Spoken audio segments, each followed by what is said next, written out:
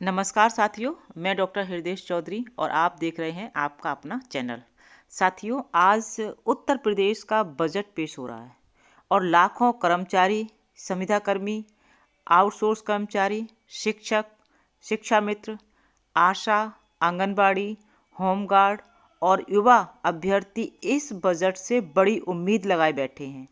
और इस उम्मीद का सबसे बड़ा सवाल है, क्या इस बजट में कर्मचारियों को राहत मिलेगी?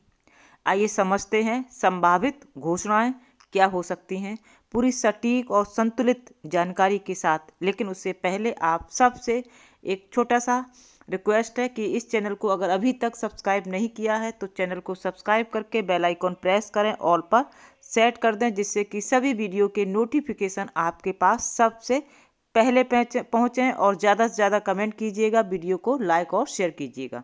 साथियों, सरकारी कर्मचारियों के लिए डीए और वेतन राहत मिल सकती है। हम सीधे सीधे मुद्दे पे आ जाते हैं बिना लाग लपेट के।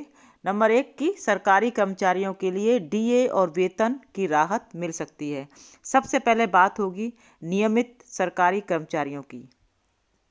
केंद्र सरकार ने हाल ही में महंगाई भत्ता यानी कि डीए बढ़ाया है। ऐसे में उम्मीद है कि उत्तर प्रदेश सरकार भी डीए में बढ़ोतरी की घोषणा कर सकती है। अगर ऐसा होता है तो लाखों राज्य कर्मचारियों और पेंशनरों को सीधा फायदा मिलेगा। इसके अलावा बकाया एरियर भुगतान, पेंशन से जुड़े सुधार, चिकित्सा सुविधाओं में विस्तार जैसी घोषणाएं संभव मानी जा रही हैं। अब बात करते हैं भर्ती प्रक्रिया पर। तो भर्ती प्रक्रिया पर बड़ा ऐलान हो सकता है।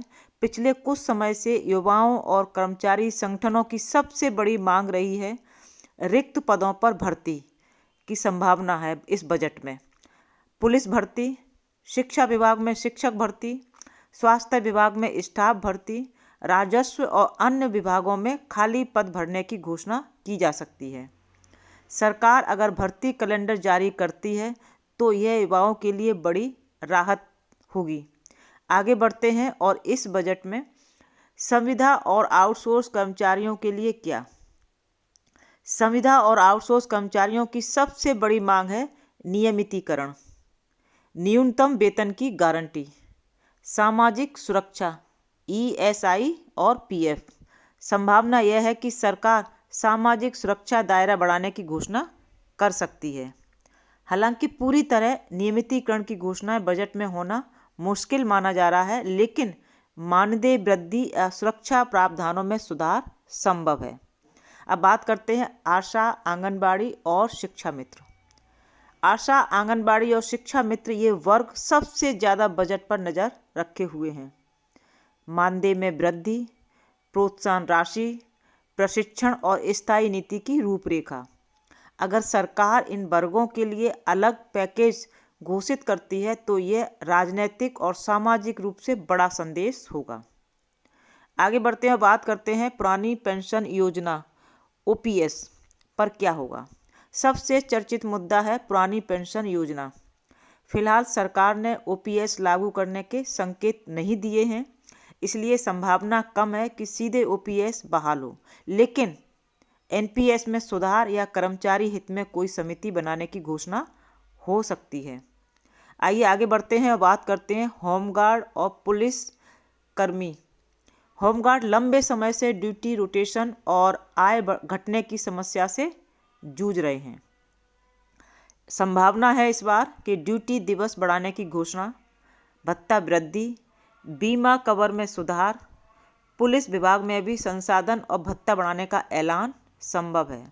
और सबसे महत्वपूर्ण बात है जो ध्यान रखने योग्य है कि बजट में हमेशा घोषणाएं होती हैं। साथियों, ये बात को ध्यान रखिएगा कि बजट में हमेशा घोषणाएं होती हैं। असल फायदा तब होता है जब शासनादेश जारी होता है। इसलिए किसी भी खबर को आधिकारिक घोषणा के बाद ही अंतिम मान सकते हैं। अगर हम संभावनाओं को देखें तो इस बजट में डीए बढ़ोतरी, भर्ती प्रक्रिया तेज करने का ऐलान, संविदा कर्मियों के लिए सामाजिक सुरक्षा, आशा आंगनबाड़ी के लिए मानदेय संकेत, होमगार्ड के लिए राहत जैसे कदम उठाए जा सकते हैं। लेकिन पूरी सच्चाई बजट भाषण के बाद ही साफ होगी। अब इस पूरी प्रक्रिया को लेकर, इन सारी संभावनाओं को लेकर आप क्या सोचते हैं? कर्मचारियों के लिए सबसे जरूरी घोषणा क्या होनी चाहिए? आप लोग सभी कमेंट करके ज़रूर बताइएगा, क्योंकि ये बजट का आपने पूरी साल भर इंतज़ार किया है, कई बार ज्ञापन दिए हैं, संगठनों के द्वारा आंदोलन भी किए गए हैं अपनी मांगों को पूरा करने के लिए। अब वो वक्त आ गया है कि उस वक्त का इंतज़ार खत्म हो रहा है जो आप मांग कर रहे थे। तो इस बजट से सभी कर्मचारियों को, चाहे वो किसी वर्ग के हों, सभी को इस बजट से इंतज़ार है। तो वीडियो को ज़्यादा से ज़्यादा शेयर कीजिए ताकि कर्मचारी तक सही जानकारी पहुँचे, और कमेंट करके बताइएगा कि कर्मचारियों के लिए सबसे ज़रूरी घोषणा क्या होनी चाहिए। ऐसे सटीक और जिम्मेदार खबरों के लिए चैनल को सब्सक्राइब करना बिल्कुल मत भूलिएगा, और ज़्यादा से ज़्यादा कमेंट कीजिएगा। इसी के साथ जय हिंद, जय भारत।